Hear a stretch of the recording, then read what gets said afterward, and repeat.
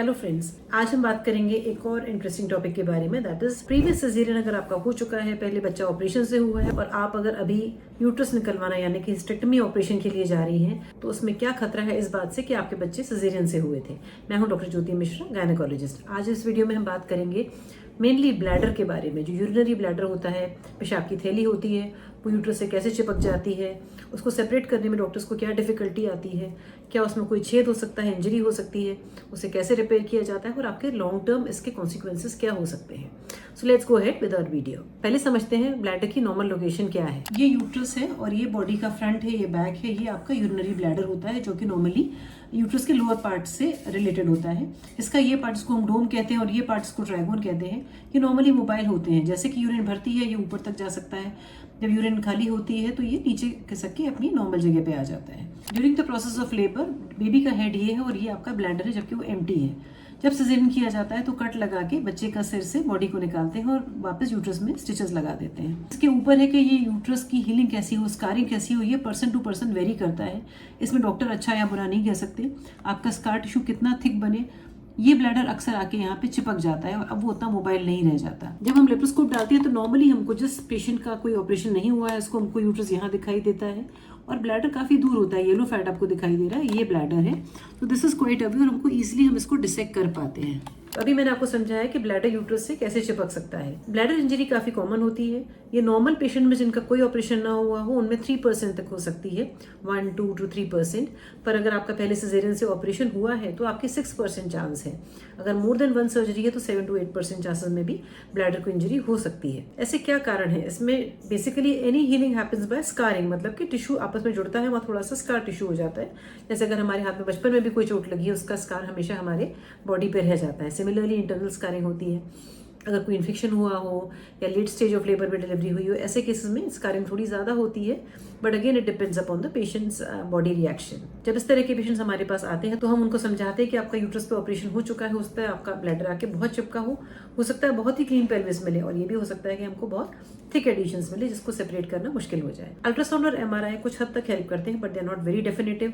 जब हम स्कोप डालते हैं उस समय ब्लैडर कितना भरा है, कितना खाली है, उसी हिसाब से हम देख पाते हैं कि हमको क्या डिफिकल्टीज एनकाउंटर हम करने वाले हैं। अब समझते हैं ऑपरेशन में आने वाली प्रॉब्लम्स। जैसे ही हम अपना लेप्रोस्कोप अंदर डालते हैं और इंस्ट्रूमेंट डालते हैं, हमको कई बार एक लेयर ऑफ फैट, पतले पतले फैट के एडिशंस मिलते हैं जिसको हम ओमेंटम कहते हैं। These are omental adhesions. ये नॉर्मली ओमेंटम नीचे गिरा हुआ रहता है और यहाँ से हमको डायरेक्ट यूट्रस दिखता है, पर ये ओमेंटम आके एब्डोमिनल वॉल, आपकी पेट की दीवार पे चिपक गया है। तो पहले हमको बारीकी से इस लेयर पे, इस लेवल पे इनको काट के गिराना पड़ता है जिससे कि हम आगे से आने वाले यूट्रस को देख सकें। इस एडिजियोलाइसिस में भी हमारा कई बार काफी टाइम जाता है। उसके बाद जब यूट्रस हम देखते हैं तो कई बार हमको यूट्रस पूरा एब्डोमिनल वॉल से चिपका मिलता है, जिसको हम कहते हैं वेंट्रोफिक्स्ड यूट्रस। जैसे कि ये यूट्रस यहाँ आके पूरा एब्डोमिनल वॉल से चिपका है। जब हम इनको कट करना शुरू करते हैं ये पता नहीं चलता कि ब्लैडर वहाँ जो हमने इतना दूर देखा था वो यहाँ तक तो नहीं आ गया है। ये हो सकता है जो फील्ड हमको थोड़ा सा बल्कि पार्ट लग रहा है, शायद ये ब्लैडर ही हो। कभी कभी ऐसे में कैंची लगने का डर होता है, पर अगर इसको हम सेपरेट नहीं करेंगे तो हम यूट्रस के अगले नीचे के हिस्से तक पहुंच ही नहीं पाएंगे, इसलिए इसको सेपरेट करना बहुत ज़रूरी होता है। कभी कभी एडिशंस इतने ज़्यादा होते हैं कि ब्लैडर आके पूरे यूट्रस की हाफ बॉडी पे चिपक गया है। ये आप देख रहे हैं, फैट वाला ब्लैडर है, वो पूरा आके यहाँ तक चिपका हुआ है यूट्रस के टॉप तक। ये ऐसे ही होता है जैसे कि कोई 2 कागज़ चिपक गए हों। अब अगर आप सेपरेट करेंगे तो कागज़ की एक लेयर फट के दूसरे में चिपक सकती है, दूसरे में आ सकती है, तो इसमें छेद हो सकता है। इसीलिए इसके बहुत टेक्निक्स इवॉल्व हुई हैं जिससे हम ब्लैडर को सेफली डिसेक्ट कर सकते हैं। तो ये हुई हमारी इंट्रा ऑपरेटिव प्रॉब्लम्स। अब डॉक्टर्स ने ऐसे क्या क्या मेथड्स इवॉल्व किए हैं जिनसे कि ब्लैडर इंजरी बचाई जा सके। जब हम सर्जरी स्टार्ट करते हैं, एक बार हम ब्लैडर एम्प्टी कर देते हैं, उसके बाद हम अपने पोर्ट्स डाल के सर्जरी स्टार्ट करते हैं। उसके बाद हम ब्लैडर को क्लैंप कर देते हैं, मतलब कि हम यूरिन जाने को रोक देते हैं, जिससे धीरे धीरे यूरिन भर के ब्लैडर प्रोमिनेंट हो जाता है। इसको हम कहते हैं रेट्रोग्रेड फिलिंग ऑफ ब्लैडर या फिल्ड ब्लैडर। ये हमको डिमार्केशन प्लेन बताता है जो हमें कुछ हद तक हेल्प करता है डिसेक्ट करने में, that this is uterus and this balloon, bulging balloon is the bladder. Second technique है एक लेटरल विंडो टेक्निक, जहाँ हम साइड से जाते हैं और धीरे धीरे स्पेस क्रिएट करके, जैसे कोई कमरा ज़्यादा भरा है तो हम उसके साइड विंडो से जाएंगे। It's something like that called lateral window technique. Third होता है हमारे यूट्राइन मैनिपुलेटर्स जो होते हैं, जिस इंस्ट्रूमेंट से हम यूट्रस को उठाते हैं उसमें एक कप होता है जिसको हम पुश करते हैं, so we can make out ये स्टर्डी है, ये यूट्रस के नीचे वाला पार्ट है और वो जो सॉफ्ट दिख रहा है वो ब्लैडर है। कभी कभी हम एक डाई इंजेक्ट करते हैं, मेथिलीन ब्लू डाई, जो हम ब्लैडर में भर के रखते हैं। कहीं हमको फाइबर्स लगते हैं कि हल्का ब्लूइश टिंच दिख रहा है, इसका मतलब we are getting very close to bladder. So these are few techniques. Robotic surgery हमको बहुत फायदा देती है। रोबोटिक में हमको एक एक फाइबर बहुत अच्छे से दिखाई देता है, बिकॉज इसका मैग्निफिकेशन लेप्रोस्कोपी से 10 टाइम्स ज़्यादा है। तो फाइबर बाय फाइबर डिसेक्शन हम इसमें अच्छे से कर पाते हैं। पर कोई भी टेक्निक 100% नहीं है। पेशेंट की बॉडी रिस्पॉन्स के हिसाब से अगर ब्लैडर बहुत डेंसली एडियरेंट है तो उसमें इंजरी हो सकती है। अब ये डायग्नोसिस कैसा होता है? Most of the time bladder injury हमको on the table intra operative ही दिख जाती है, क्योंकि यूरिन एकदम पानी जैसा हमारी फील्ड में आने लग जाता है। कभी कभी हमारा यूरोबैग जो होता है वहाँ पे एयर आने लगती है, गैस जाने लगती है, जो पेट में हमने भरी थी वो इस चैनल के थ्रू जाने लगती है, बलून फूल जाता है, या अगर हमने डाई डाला था तो डाई ब्लू कलर का एकदम दिखाई दे जाता है। इसको हम ट्रीटमेंट ये कर सकते हैं कि उसी समय उसको रिपेयर कर देते हैं। मल्टी लेयर क्लोजर, 2 और 3 लेयर्स है, उसको क्लोज करते हैं और आपका फोलिस कैथेटर डाल के रखते हैं अगले 2 to 3 वीक्स तक। और post operatively patient normal recovery के बाद 1-2 दिन में घर चला जाता है। कैथेटर उसके ब्लैडर में पड़ा रहता है। 2 वीक्स के बाद हम सीटी यूरोग्राम यानी कि एक खास तरह का स्कैन होता है जिसमें हम देखते हैं कि ब्लैडर में कहीं परसिस्टेंट लीक तो नहीं है। अगर लीक नहीं है, ब्लैडर अच्छी तरह रिपेयर हो गया, तो हम फोलिस कैथेटर ओपीडी बेसिस पे ही निकाल देते हैं और पेशेंट आगे नॉर्मल लाइफ लीड करते हैं। कभी कभी लगता है नहीं थोड़ा लीक बाकी है तो हम कैथेटर को और कुछ दिन छोड़ देते हैं। This is the treatment for bladder injury.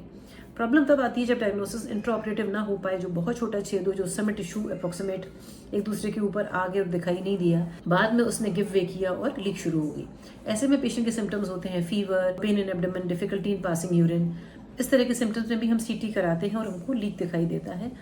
इसका भी रिपेयर किया जाता है, पर इसको रिपेयर करने का टाइमिंग हमको सोचना पड़ता है, क्योंकि अब टिश्यू फ्राइबल हो गया है, टूटता है, सोलन है, तो हम कई बार उस समय कैथेटर डाल देते हैं and we do a similar surgery later on. ये सब सर्जरी करते हैं हमको ये भी ध्यान रखना पड़ता है कि जो यूरेटर्स की हमारे जो किडनी के पाइप्स आ रहे हैं उनकी ओपनिंग हमसे कहीं ऑब्स्ट्रक्ट ना हो जाए जब हम स्टिचेस लगा रहे हैं। इसके लॉन्ग टर्म कॉम्प्लिकेशंस क्या है? लॉन्ग टर्म ये है कि कभी कभी डायग्नोज ना होने पर फिस्टुला बन सकता है, यानी कि वेजाइना और ब्लैडर के बीच में एक रास्ता जिससे कि वेजाइना के थ्रू यूरिन लीक करती रहती है। इसका भी रिपेयर किसी अच्छे सेंटर में एक्सपीरियंस्ड डॉक्टर से कराना चाहिए, क्योंकि VVF repair is a tricky surgery and it should be done very well in the first go. In conclusion मैं कहना चाहूंगी, आजकल पेशेंट्स का थ्रेशोल्ड भी बहुत कम हो गया है पेन बियर करने का।